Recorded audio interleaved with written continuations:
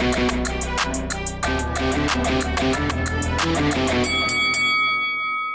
guys, welcome to Boxing Squared for boxing news and views from around the internet. Fight week rolls on in Saudi Arabia ahead of the much anticipated rematch between Andy Ruiz Jr. and Anthony Joshua. In this video, a few quick takes on some of the notable news from Fight Week so far, including Joshua cutting a slim line figure at the open workout, clearly has lost potentially 10 pounds or so ahead of this much anticipated rematch.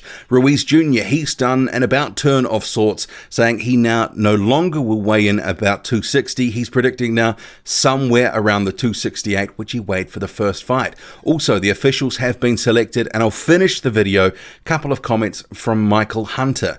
He is fighting Alexander Povetkin on the undercard. Could be fight of the night. But we'll crack into it, so buckle up. Let's go.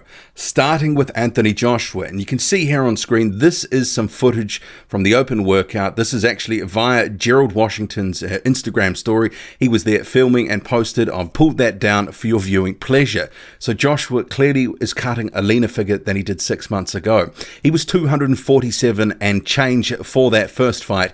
He looks like he's going to be potentially just under 240 pounds, but we're still a few days out from the weigh-in. There's still probably some of the tapering process which is occurring. Joshua's obviously, after a hard training camp, trying to rest up, get some food in, get some energy, feel strong ahead of the fight. So there is some scope that he may put on a couple of pounds ahead of the weigh-in, and that's not uncommon for him. That's happened before. At one point for the Carlos Takam fight, it was roughly 10 pounds. But based on what we sort of see here from the open workout, and here's actually a couple of still shots which were taken at the open workout. He's looking pretty lean and mean. He looks ready to roll. He's had a tough and hard training camp, a lot of sparring, and he's been in the gym for the best part of 6 months. And that's what Joshua credits his weight to at this point. That because he's been in the gym so much, spent so much time in the gym preparing for this rematch, this is why he's now cutting a leaner figure. As he said, he's looking more like a boxer. And Joshua before has been criticized for looking like his rivals have called him a weightlifter. And obviously there's been a lot of pundits throughout the past couple of years that have said Joshua, the muscle mass, it looks to be a bit too much and could cause some issues. But for this rematch, he's changed a few things within his camp. A lot more sparring. There's been a lot more boxing work in his camp. And clearly for me, this indicates he is going to be boxing a more disciplined game plan. He's going to look to box Andy Ruiz Jr. more. I think the signs are there from everything that he's saying. His trainer, Rob McCracken, is saying, I don't think he's going to go in for some sort of shootout. Remember, there's a lot on the line here for him, and he's got to use his natural advantages more in this fight than he did in the first one. His height and reach advantages are significant. It doesn't actually matter if he wins by a decision or a knockout. At the end of the day, a win is a win. But what do you think he's actually weighing at the moment? I've had a few people tell me that they think it's potentially mid 230s. On the strength of this and these photos, this video that we've just been running on screen, I'm sort of thinking late 230s. My original prediction was somewhere between 240 and 242, but potentially it could be a little less than that. But clearly he's going to be less than he was for the first fight. No doubt about that.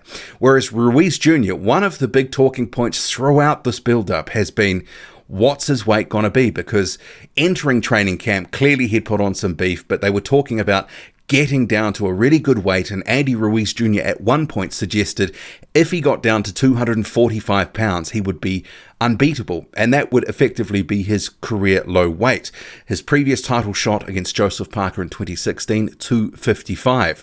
But in the last couple of weeks, they've talked about his weight and where it might end up. Ruiz Jr. and his trainer, Manny Robles, have said somewhere around 260. And bearing in mind, and people forget this, he came into training camp a lot heavier than he weighed for the first fight. So he has actually lost weight, even if he gets back to 268, because he put a stack on after he won the fight against Joshua.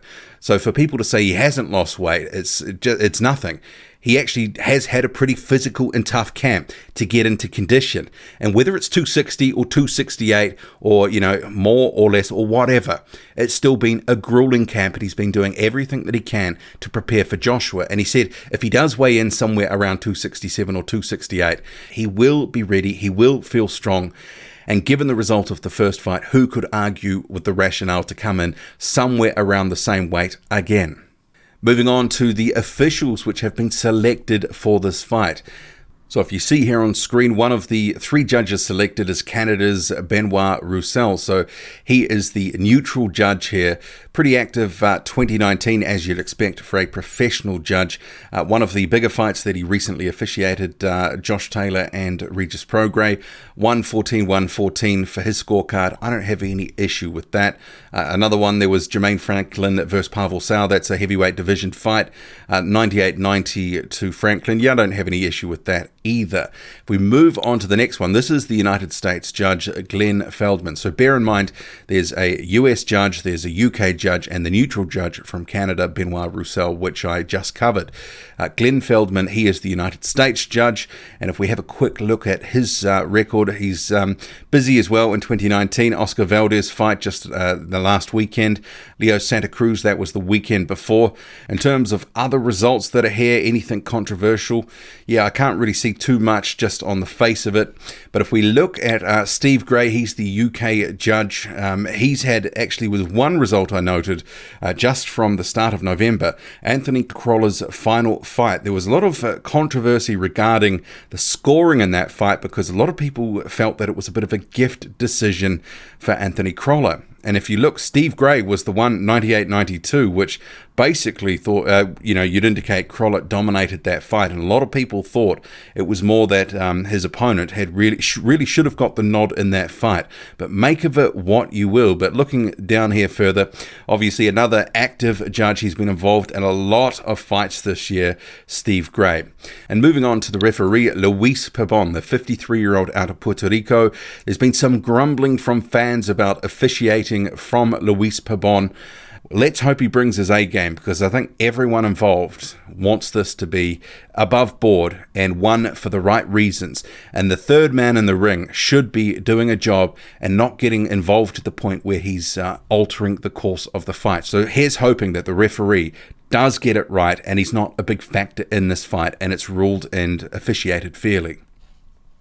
And moving on to Michael Hunter, you can see here on screen, he says, I thrive on making guys quit. Hunter currently, 18-1 heading into this fight with Alexander Povetkin. He is looking to really cement himself as a contender in the heavyweight division. He has been trying to shake off in the past year and a half since moving up to cruiserweight, the cruiserweight tag. He's got a couple of good wins on his resume. The one that really propelled him into the minds of fans was the one against Martin Bakole. He wasn't highly fancied to win that one, but he really did a number on Bakole. And then obviously he just recently beat Sergey Kuzmin. That was a solid win. But if he had have actually sort of had a bigger profile in the heavyweight division, he probably would have got the Joshua fight in June. But I think his lack of big fights at heavyweight did stop him getting into that fight. But this is a perfect opportunity for him against Povetkin to make a statement and really put himself into a position to fight for a title. This will be an official WBA eliminator. So he says, my style, movement, boxing IQ is going to be a problem for just about anybody. It just happens to be for Povetkin, who is the man in front of me. I chose Povetkin because he is one of the toughest guys and I knew he would take this fight. I have no fear. Fair play's no part in this. When I perform at my peak, nobody can beat me. It's going to be hard for him to beat me. I'm going to give it all I got. I want to perform at my peak and hope to outperform everybody on this card and steal the show. I've got to prove myself once again. Whether you're the underdog or the favorite, it's all the same because I feel I'm the best fighter out there. And it is the co-main event for this card. There's 5 heavyweight fights on the night, but in terms of competitiveness outside the main event, which is going to be a great fight, this one here does have all the hallmarks where it could really be a great fight. It could be a real battle. Alexander Povetkin, the aging warrior, 40 years old, he's got a string of good wins over his resume from the past decade, but he is on the decline, and Hunter is on the way up in the heavyweight division. He wants to beat Povetkin, take some shine from that win and propel himself into a title shot. And Povetkin, he will want to prove that the old dog has still got something left in him and can contend for another title perhaps, or another big fight at least in 2020. He's talked about if he loses this one, maybe he would hang up the gloves, but he said earlier this year he's maybe got 1, 2 or 3 fights left. And one of those fights was taken up against Hughie Fury. So we're seeing the last of Alexander Povetkin, if not in this fight, at least in 2020. So let's see what he's got left here. We know Povetkin is dangerous, and Hunter, he is a real handful. What do you make of it all? Joshua looking trim and lean for this fight with Ruiz. Ruiz looking about the same as he did in June. Luis Pabon, the referee, what do you make of that? And of course, Michael Hunter looking to steal the show. Drop a comment, loud and often. Hit like, hit subscribe, follow me on Twitter. Boxing_squared. I'm out.